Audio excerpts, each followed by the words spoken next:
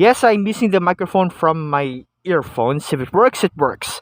Hey, how are you, family? Welcome back to my channel. It's, of course, the channel where you may recognize the 100 Girlfriends Who Really Love You manga series as this manga that is a harem love comedy. The rom-com where heroines don't lose. Perhaps you can identify it as a slice of life, or supernatural, or even ecchi.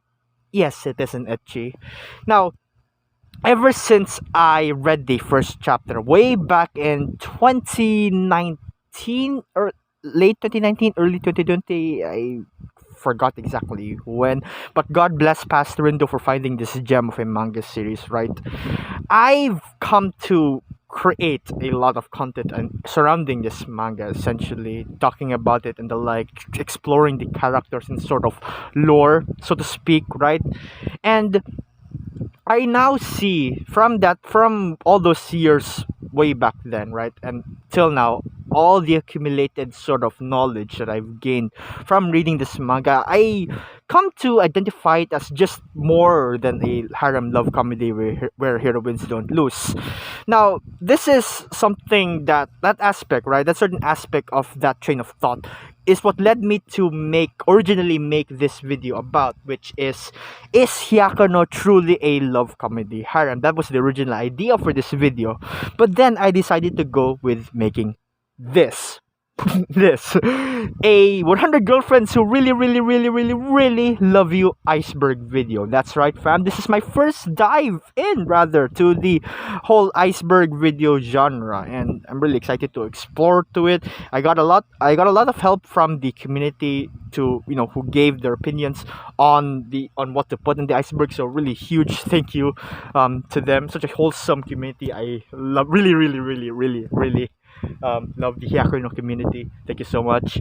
And for this video, just wanted to clarify as well that sort of some the stuff that I will be showing in the iceberg will be based on sort of the intensity or complexity of the issues found within the series, and also other miscellaneous things outside of it, theories and such as well included. And with that being said, let's take our dive into this, shall we?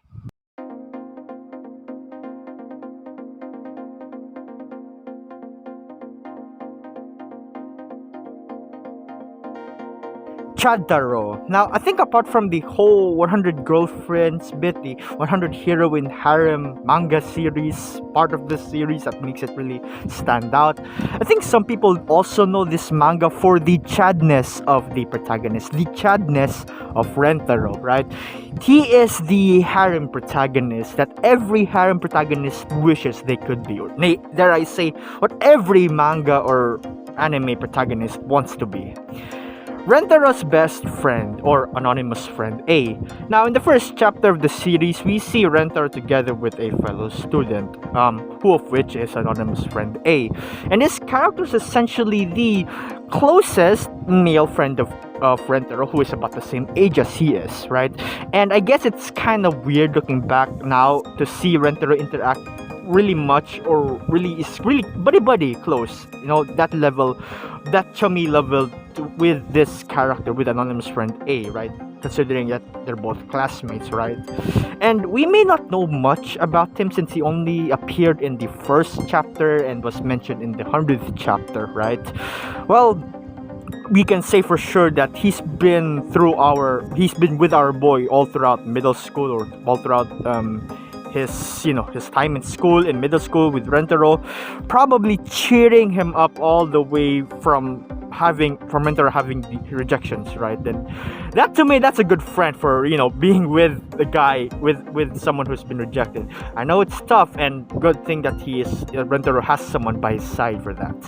Yaku and Kusuri plushies. Now, one of the shining moments when I browse through Twitter is seeing the amazing Hyakkano fan art of the different girlfriends and these different artists in their different styles. It's such a delight, really good. For one of the good things that I find in Twitter is just, again, sharing these fan arts and the like, but also seeing the Yaku and Kusuri plushies of the author Nakamura Rikuto sensei, which the author received in their birthday, which is adorable, really.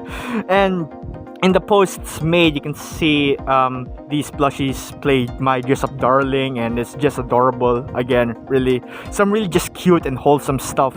And while we're on the topic of plushies, right, or plushes, if you notice inside of the art covers of the manga, right, I'm not so sure about this, art covers, I suppose, inside art covers, if that's the term, right?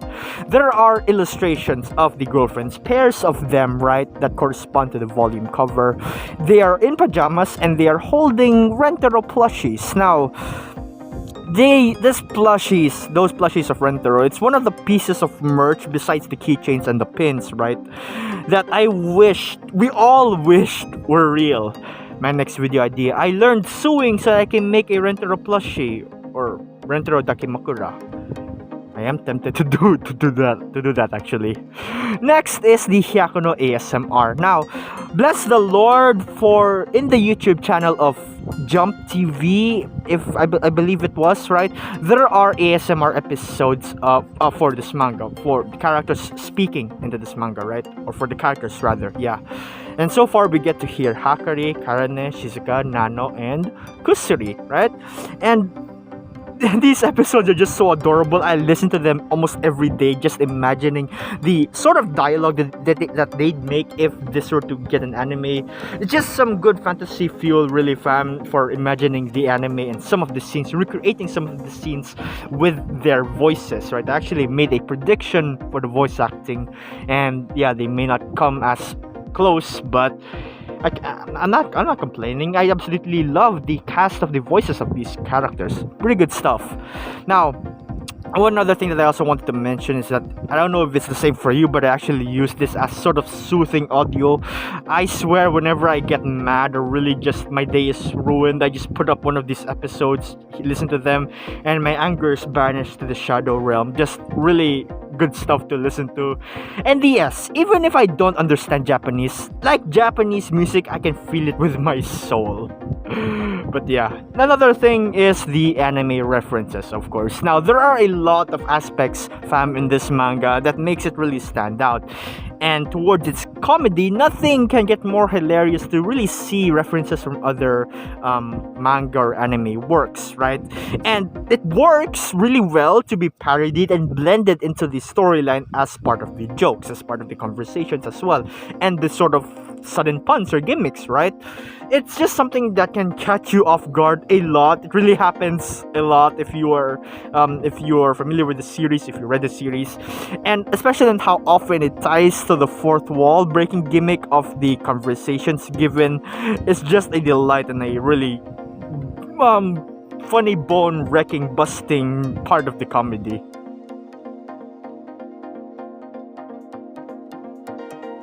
Mimimi's narcissism. Now, fam, Mimimi's whole character trope or character personality, right, I suppose, is that of the beauty queen, so to speak, right?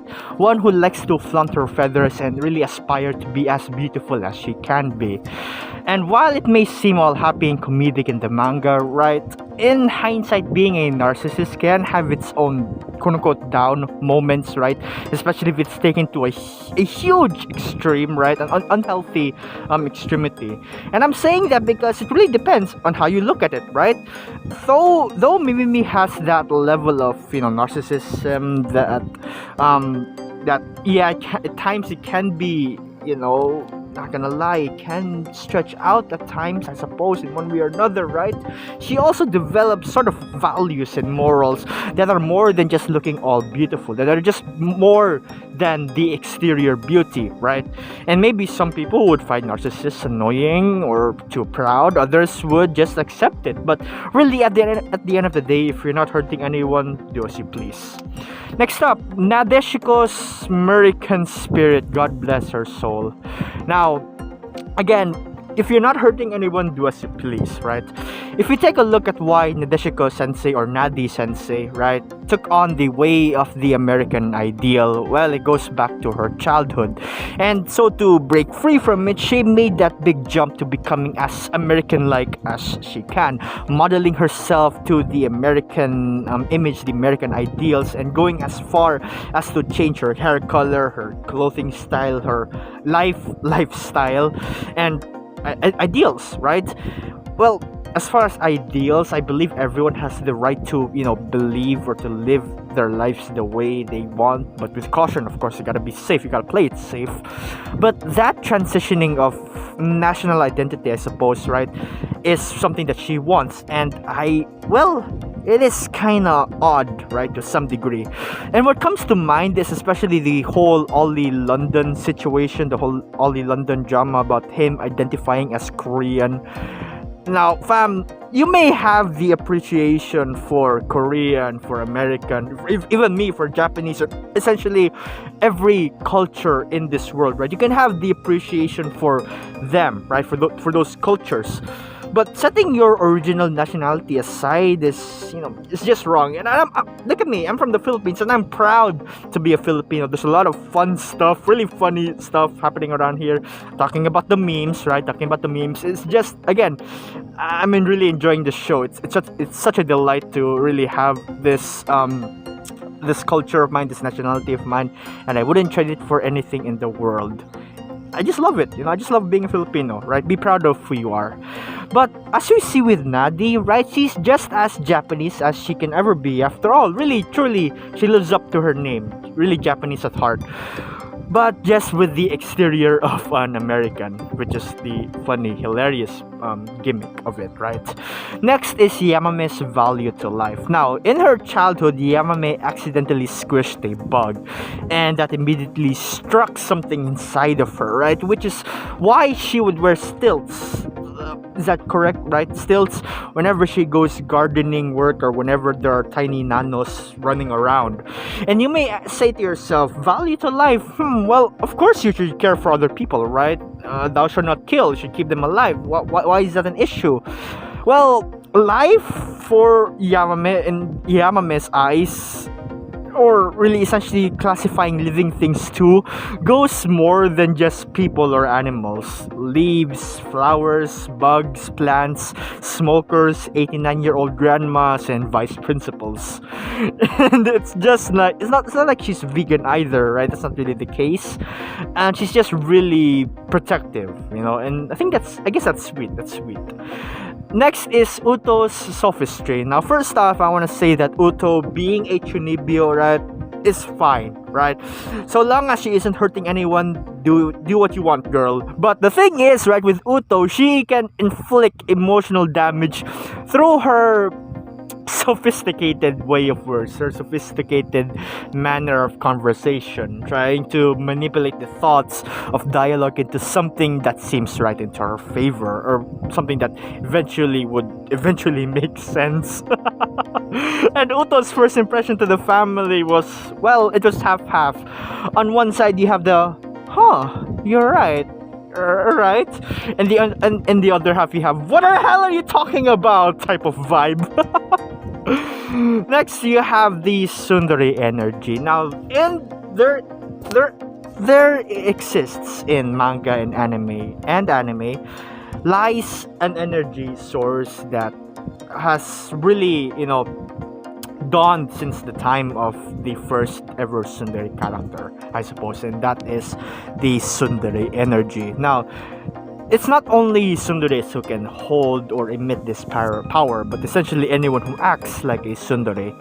And in this power, it's so powerful that it is capable of essentially restoring the tsundere personality of Karame. And in theory, it could turn anyone into a tsundere, right? Which is also why Karane has such a difficult time expressing herself, because that amount of tsundere energy is so big, it then channels into her actions instead. It is converted into her actions instead.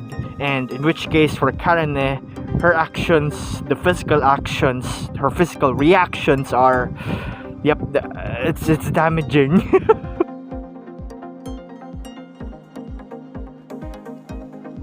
Meme's anxiety. Now, Meme is an anxious person. She's an anxious and really shy type of character. So much so that it causes her to ninjutsu body swap with a mini plushie. It's genius. And her anxiety was triggered at a very young age, right? At 1 year old, I believe. I don't know, around that time, I guess. Really young, right? When she's just a baby. Because her parents were over admiring her beauty and cuteness so much to the point where she was afraid and she couldn't handle it, and it somehow gave her the ability to vanish into thin air and swapping, places with something. Hence why she grew bangs and has that attitude of a kunoichi, and that sort of that sort of environment continued on up until, right, she met Rentaro, and still continues on. She still is a very shy person, but luckily enough, she isn't shy anymore when she's together with the family. Wholesome development. Next is Karene's violent outbursts. Now, Karene is a tsundere femme, and one of the things a tsundere is known for is being all quote-unquote rough with the protagonist. And of course, this doesn't apply to all tsunderes, right? But when you take that roughness, the roughness especially to Karene, and multiply it by 100, well, you get Karene's tsundere reaction. Now, by the simplest things such as compliments or misunderstandings and any situation that calls for a tsundere beatdown, Karene goes into town with her reactions. And it is extreme. It can really be extreme to the point where she's capable of breaking every bone in the human body, capable of twisting heads from a slap and jabbing deep into the eye sockets of people. Pretty scary stuff if you think about it, right? Especially if this weren't depicted as a slapstick comedy, right? But thankfully, Rentaro drinks milk every day, and so his regeneration abilities are really top notch. Next is Momiji's massaging. Now, fam massages, they feel great. They're really beneficial. And who doesn't want to have a massage, right, from time to time? I know I want one right now.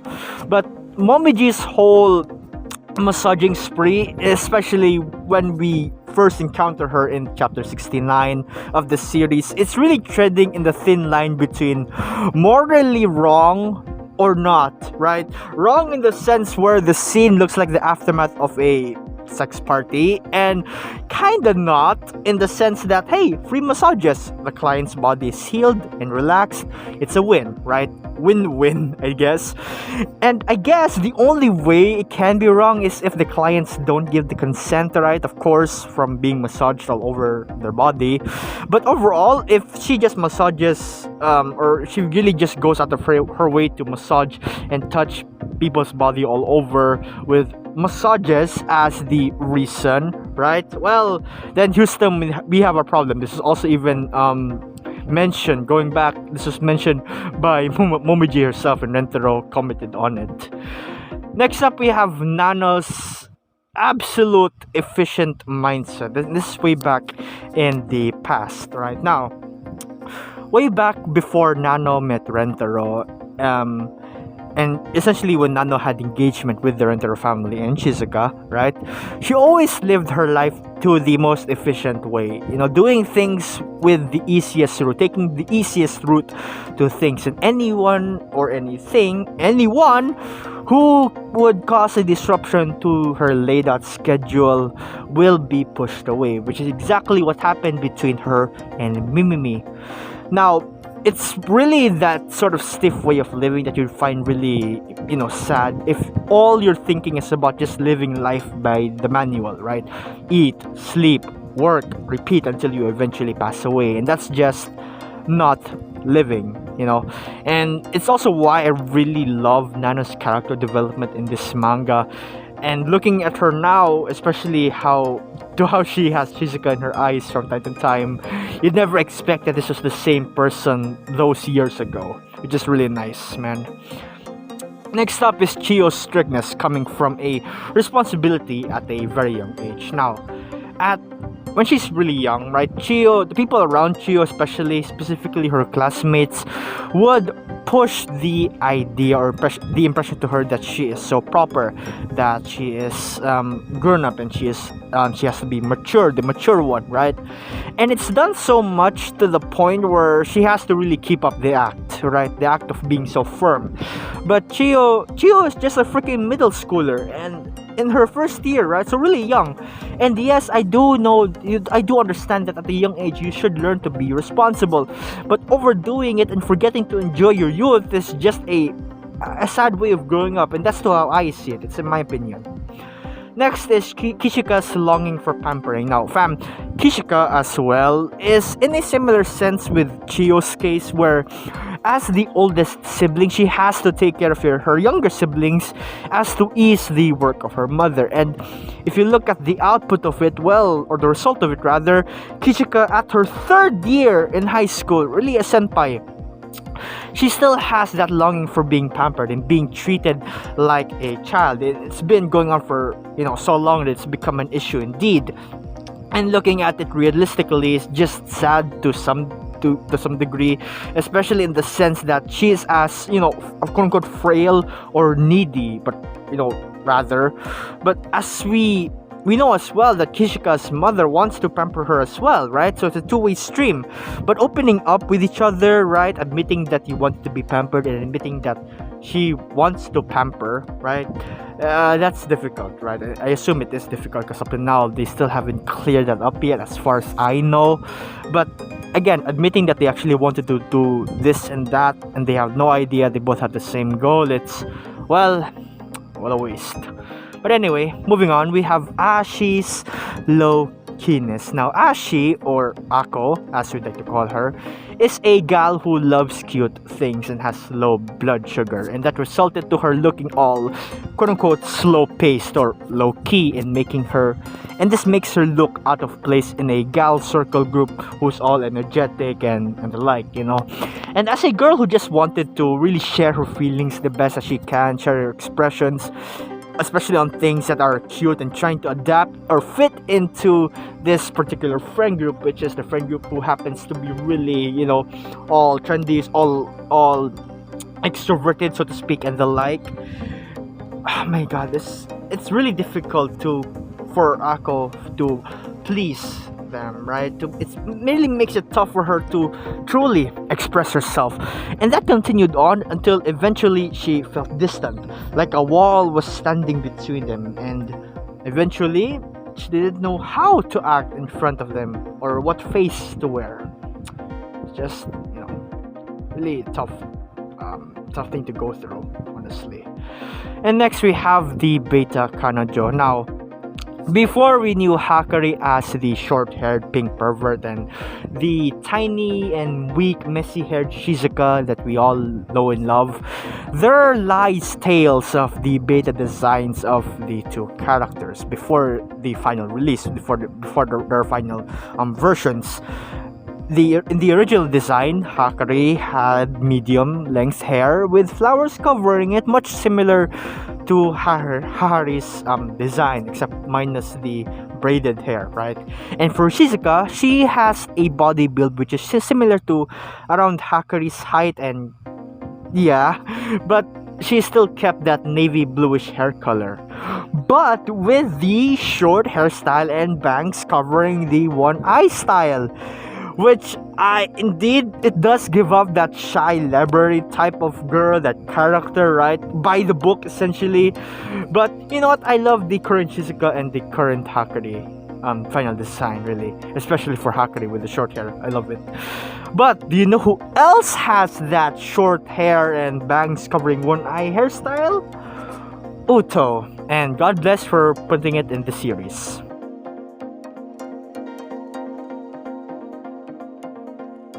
Kurumi is self-loathing because of her appetite. Now, Kurumi is a big foodie. She loves to eat. She loves food. So much so that she appears and acts all cranky and upset whenever she is hungry or with an empty stomach. And this causes her to lash out at people and having a sharp tongue and all. And it's because of how she unintentionally pushes people away that makes her so mad at herself. And we don't get to see a clear reason as to why she acts upset or why she gets angry whenever she's hungry. As to why she likes food, well, who doesn't? But that anger from hunger, well, we don't know yet. And setting the reason for hunger aside for now, right? That isolation caused from getting angry, from pushing people aside, is really tough and saddening to experience, especially when she's as young as she is. And we get the impression of how Kurumi is the mature one because of how she acts as the straight man along with Karine, right? But she's just as human as she is, as all of us are. And wanting a place to belong and wanting to get along with people, it's just what we want as people, right? And if you think about it deeper, if Kurumi hadn't met with Rentaro, right? If she didn't interact and met with the family, well, would she come to hate herself because of her anger issues from being hungry? Or would she hate being hungry? Or would she come to hate eating food because of the anger that resulted from being hungry? And that is the cause of her pushing away people. Some food for thought to think, no pun intended. Next up, we have the fourth wall breaks. Now, quite similar to how anime or manga references as part of the comedy of this manga series, well, the times when breaking the fourth wall is also a hilarious bunch. And I'm not strictly talking about the audience or talking directly to the audience, right? I'm talking about the audience and the mentioning of the fact that they are in the manga. You also have times where the author and illustrator are also making appearances in the chapters. Of course, it's censored to keep the privacy safe. And there's also the mentioning of organizations in the manga publication industry and other aspects in the world, essentially. And even Rentaro having to actually step off the pages and mingle with the panels, ripping the pages and text boxes that piss him off. And while this is all a hilarious factor to what makes the story construction so comedic and so smart as well, if I may add myself, the very fact that these characters know they are in a manga, they even acknowledge that they are in a manga, right? There's even a whole merch chapter about it, right? That part is where things get really trippy, because if you think about it, since they read and know of the series, does that mean that these characters know what will happen to them, especially the girlfriends? They know what will happen if they don't get together with Rentaro. Now, digest that for a bit. Momiji, in fact, interacted with the illustrator Nozawa Yukiko Sensei to give them a massage. And does she know what's gonna happen next? Did she take a look at the panels, right? Or at least notes, I suppose, of what the plans are? Who knows? And theoretically, this could break the reality of the story's direction. Like, Rentaro himself would be the one writing the story instead, like an actual god of the series. But again, going back to the whole girlfriend's idea, knowing about the plot of the series, are they just, falling in love with Rentaro, with the protagonist, in order to save themselves? They must quote unquote force themselves to fall in love with the protagonist in order to save them. I just repeated that, I apologize.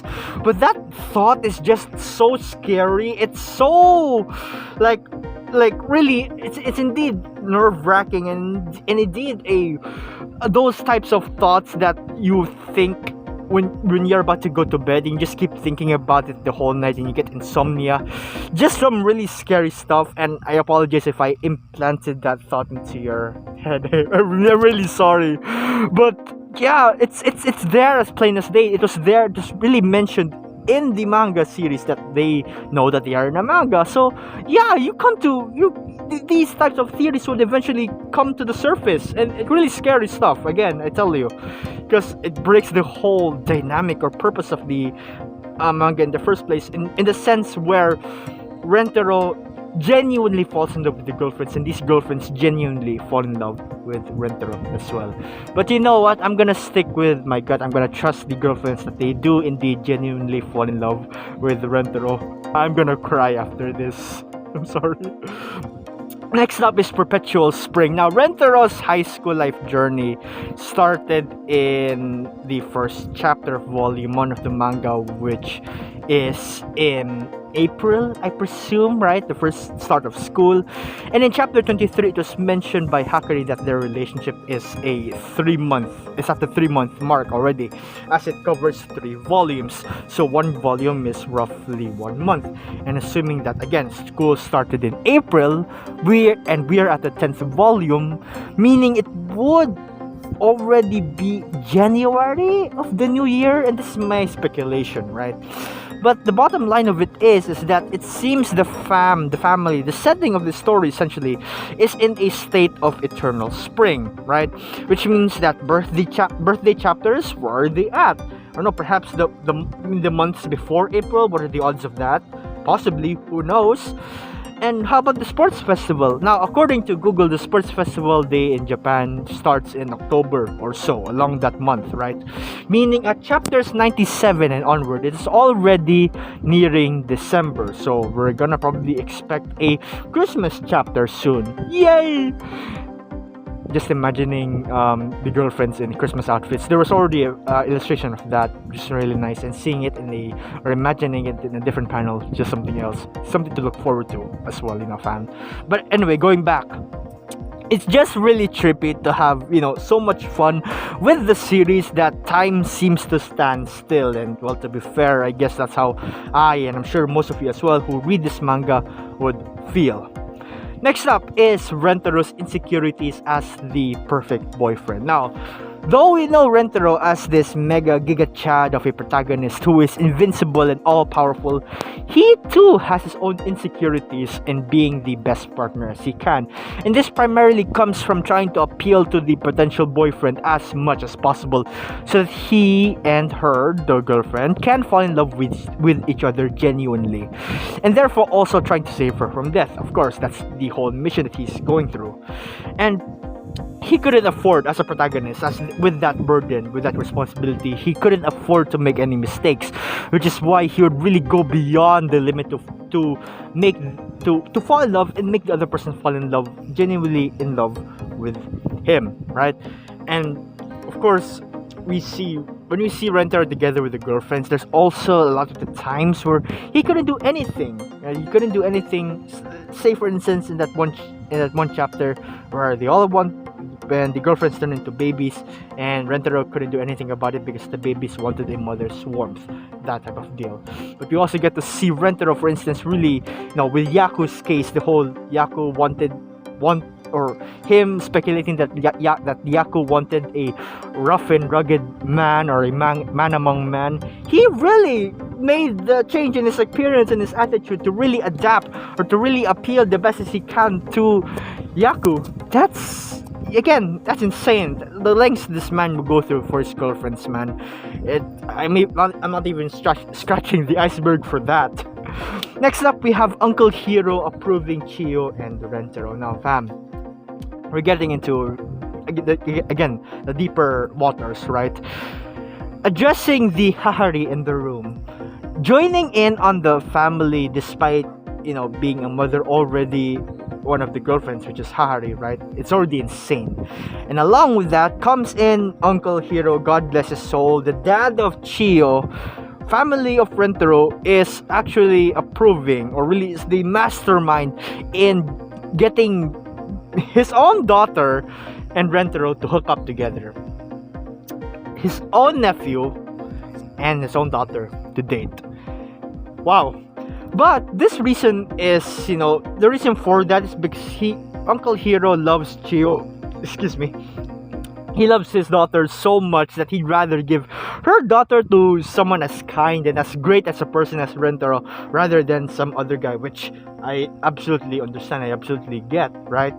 But it just so happens that great guy, Rentero, well, he also happens to have other girlfriends along with him, and Rentero also happens to be, well, family. So yeah, lots of real weird stuff, and he just rolled with it smoothly. Everything just went fine.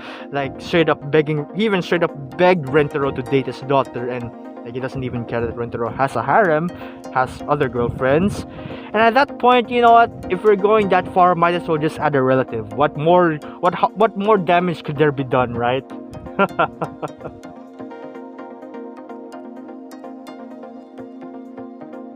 Kusuri's abuse of medicine, if you know what I mean. Now, Kusuri, the lovable, adorable creature that we all know and love, really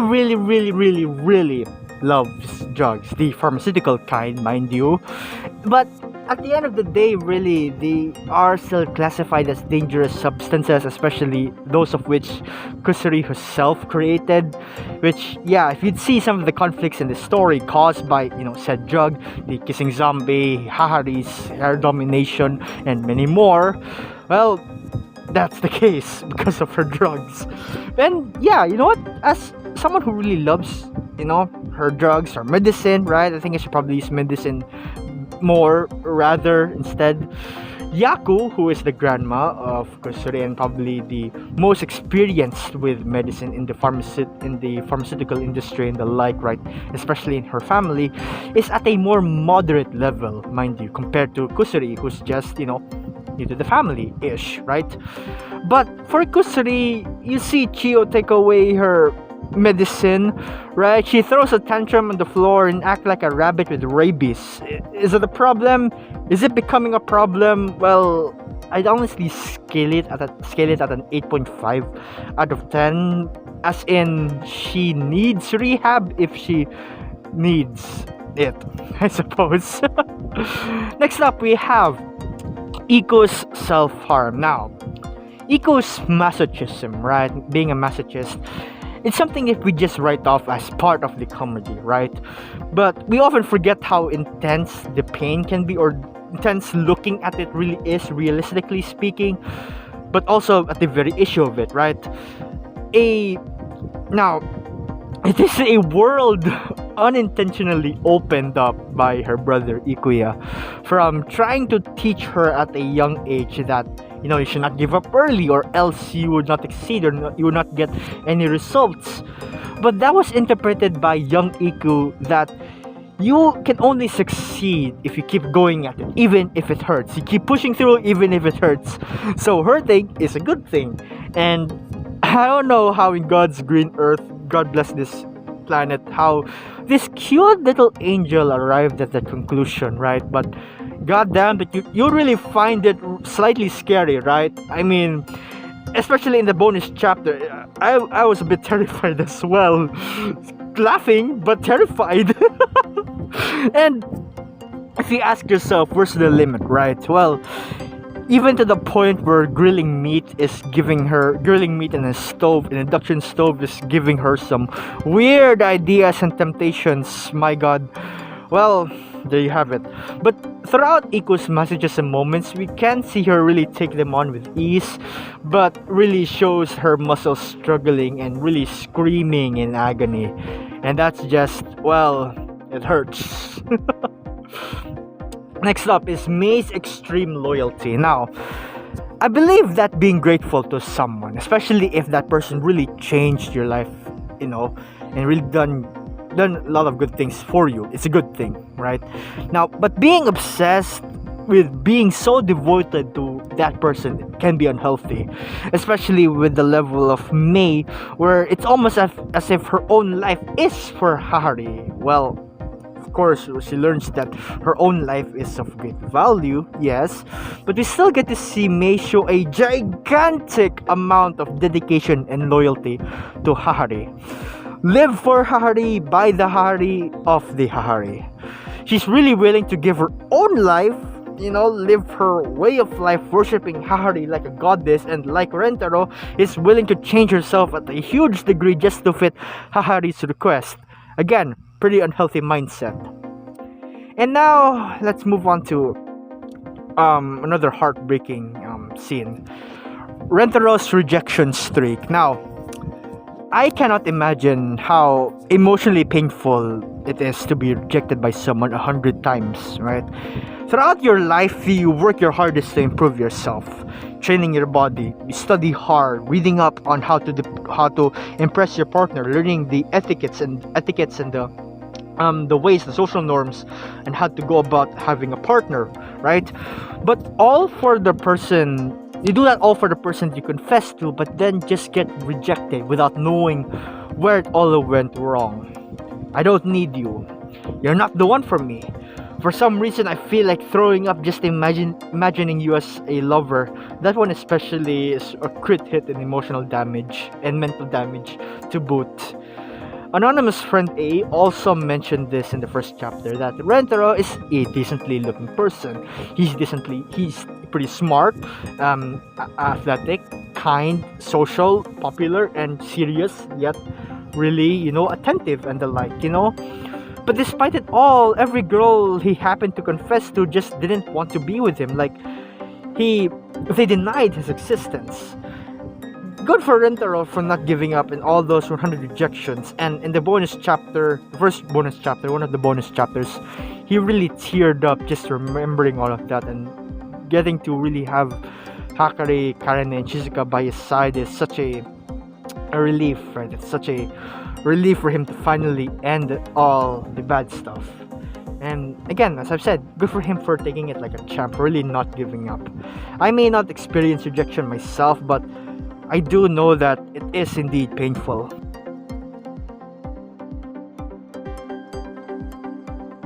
The relative related relationships. Now, comedy aside, realistically looking at the relationships of Rentaro with the girlfriends who have family linked within them, right? Namely, Hahari, who is the mother of Hakari, Yaku, who is the grandmother of Kusuri, and Chiyo, who is his straight up cousin, right?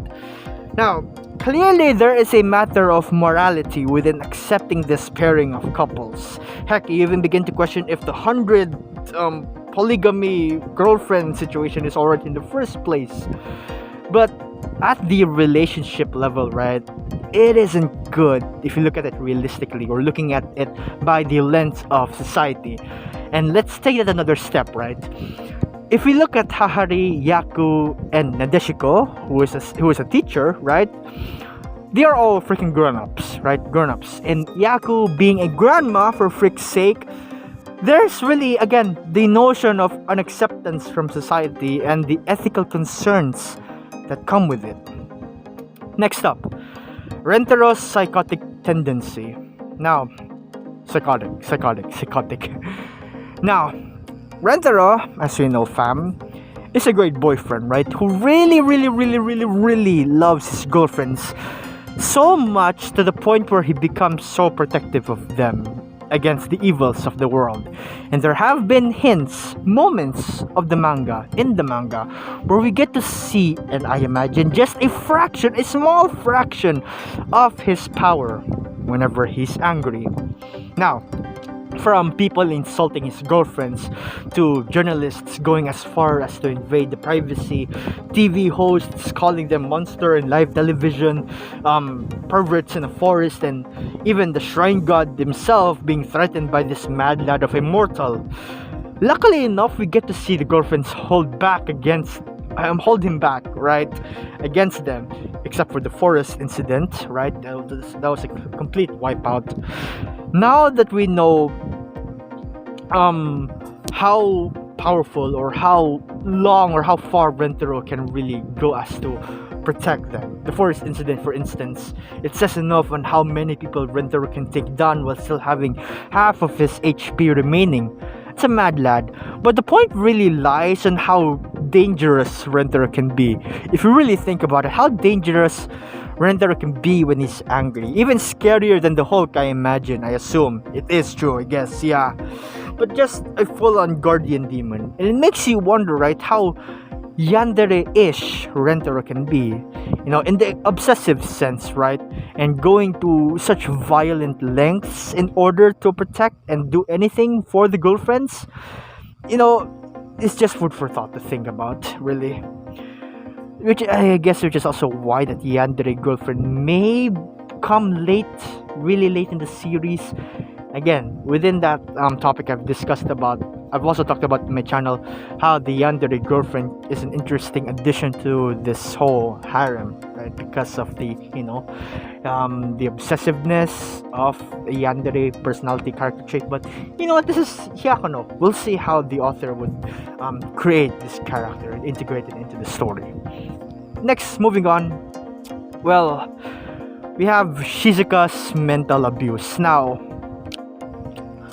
one panel in just the third chapter of this manga, things took a turn to a really sad backstory, right? Now, Shizuka is someone who communicates through reading quotes or lines from books, especially from her favorite book, Circlet Love Story. I believe that's the translation of it, right?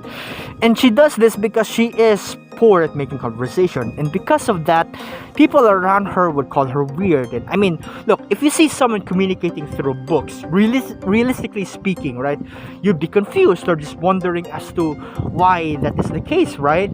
But thinking, or really, without talking it through or getting to know why that's the case, right, you would immediately label it as something that is strange. And this is exactly what happened with Shizuka. Shizuka's own mother lashed out on her condition, right? Calling her own child creepy, and even coming to blame the book that she loves so much that it's become her only form of happiness from all the name calling and the bad environment she's in. The mother blames the book for her communication issue. It's a very rough way of addressing the main issue, fam, which is why she could not speak properly in the first place, right? Communication disorder or something like that, perhaps. As time goes on, she still communicated through the book until now, yes, until until she met Rentaro and had the whole text-to-speech option laid out for her. But still, that way of really, again, addressing the whole situation, trying to solve the problem, that's just wrong, man. Next is May's backstory. Now, May's backstory is so tragic that it was put in the bonus chapter, I believe. It's like a completely different world from the happy sunshine and rainbows of the Hyakkano universe, right? Now, let's dive into this. As far as we know, May's parents were in huge debt from loan sharks. And I imagine that the situation she's in is that she grew up in a poor family. Her household is poor. And again, this is just my speculation. And then the abuse came in. Because with angry parents who are in debt, where else could they lash out or really channel their anger except towards May, right? And this, again, is also my speculation. But it is true that there was some form of abuse. And it continued on until she was driven out of her home, outcasted, and forced to wander the streets, which unfortunately at that time was in the middle of a blizzard. But fortunately, she was saved by Hahari, hence her immense devotion to her. Nadi's childhood. Nadeshiko Yamato, the eldest daughter of the Yamato household, a family who is revered and is held in a very high regard, I suppose, with such esteemed standards, passing on that responsibility, or that image rather, to their children is one thing they do. And such a scene of teaching them the essentials of Japanese culture and the like is what they would integrate, or what they would pass to their children. But young Nadeshiko, or young Nadi sensei, is not very good at those things, right? She was struggling. And being the first child, her parents really show a strict attitude towards her. So much so that whenever she makes a mistake, she's sent to a warehouse where she will reflect on her actions alone. She's isolated. And mind you that this is Nadi at a young age, and from the backstory that we see in the manga, from the look that we see in her face, the look in her eyes, it tells us that this isn't the first time she was locked in isolation, locked in that warehouse, all alone, just to reflect on her actions, just to discipline herself as an act of discipline. It's some pretty nasty stuff, just horrible way of trying to discipline or teach your children, right? To treat your children, for that matter. And I imagine it continued on until Nadi, looked at around her teens, I assume, and she made her American transformation. And in that span of time, it's really drilled in as much Japanese practices as she can, which is why she's still good at it. Next is Hahari's borderline perviness, right? Now, Hahari, God bless her soul, for trying to have as good intentions as she can and trying to be the best mom she can be. Antagonist turned family oddball and family beloved, family pervert, for that matter. Hahari's love for all things cute is a class of its own, really. And I'm talking about how large her strike zone can be.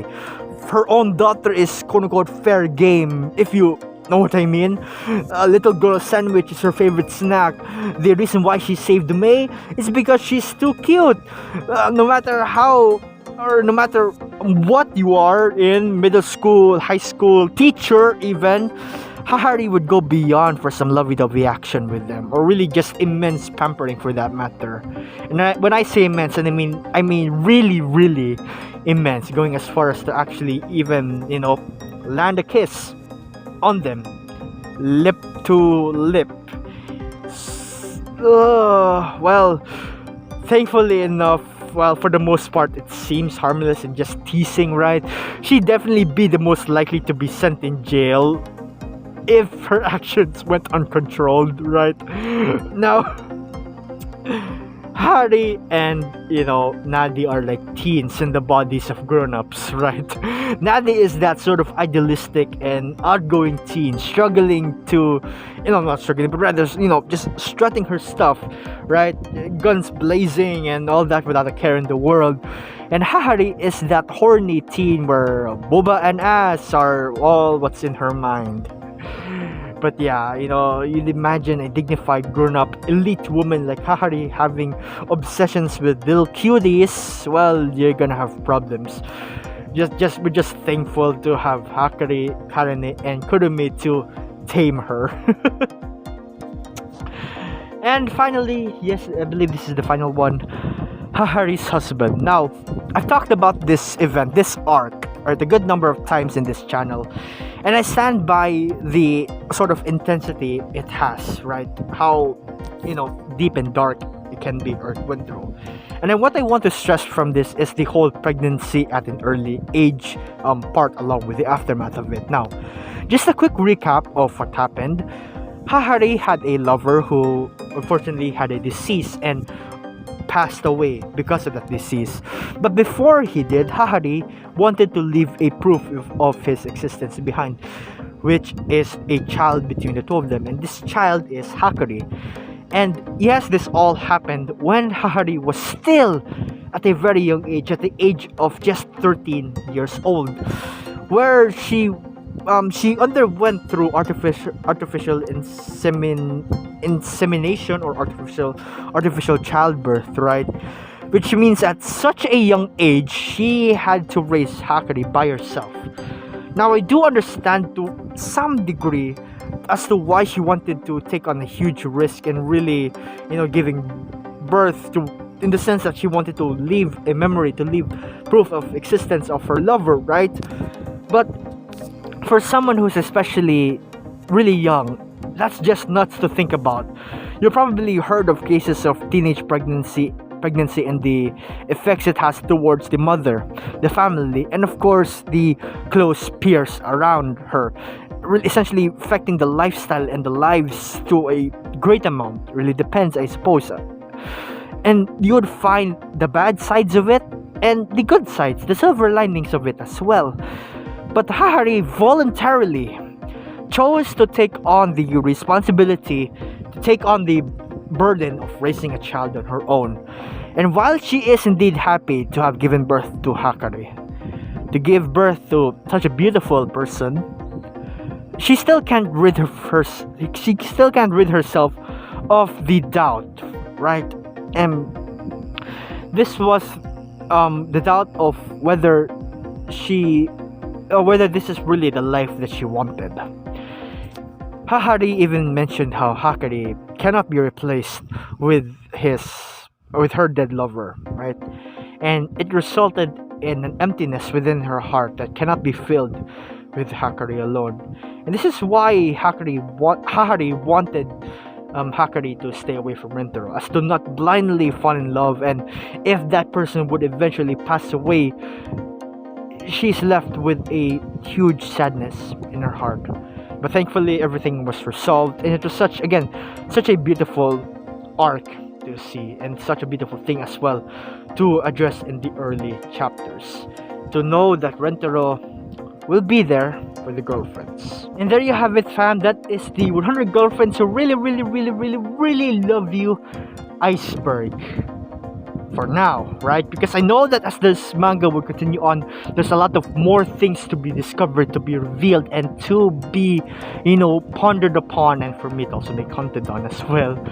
But yeah, overall, just looking or just making this or making this video essentially has really taught me a lot about how I still essentially barely scratch the surface as well. Even though we've gone as deep as to the abyss as we can, there's still a lot more that has yet to be unlocked, considering that this series would expect to have 100 heroines, 100 girlfriends, right? Who knows what other types of issues would arise from that. And yeah, I guess that's about it. Thank you for really, watching this video all the way through. If you did reach this point, thank you very much. I really appreciate it. And yeah, I guess with that being said, take care, family.